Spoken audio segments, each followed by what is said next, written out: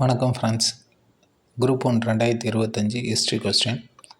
அப்போ மகள்வாரி முறை, ரயத்வாரி முறை, ஜமீன்தாரி முறை மற்றும் பூமிதான முறை இதை கால வரிசைப்படுத்த சொல்லியிருக்காங்க.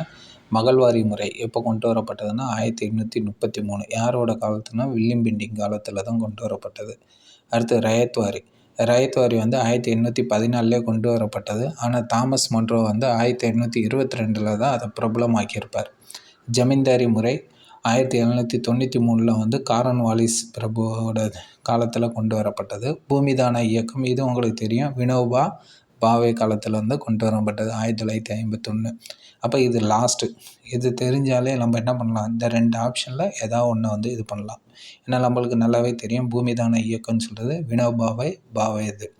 அடுத்து ஃபஸ்ட்டு எது கொண்டு வராங்கன்னா ஜமீன்தாரி இயக்கம் தான் ஃபஸ்ட்டு. அதாவது நிரந்தர நிலவரி திட்டம்னு சொல்லுவாங்க. ஜமீன்தாரி பர்மனெண்ட் செட்டில்மெண்ட் அப்படின்னு சொல்லுவாங்க ஜமீன்தாரி முறைன்னு சொல்கிறது. அப்போ 1793.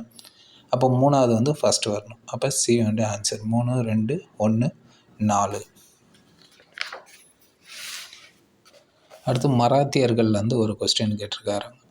அப்போ மராத்தியர்களில் என்னென்ன பேர் யூஸ் பண்ணுறாங்க அமைச்சர்களுக்கு. ஃபஸ்ட்டு ஒன்று பேஷ்வானா யாருன்னு பார்த்தீங்கன்னா முதலமைச்சர்.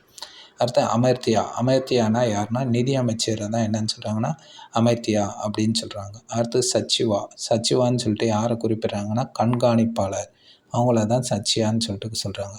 அடுத்து சுமந்தினா யாரை குறிப்பிட்றாங்கன்னா அயல்நாட்டு செயலரை தான் சுமந்தின்னு சொல்லிட்டு குறிப்பிட்றாங்க. தேங்க்யூ.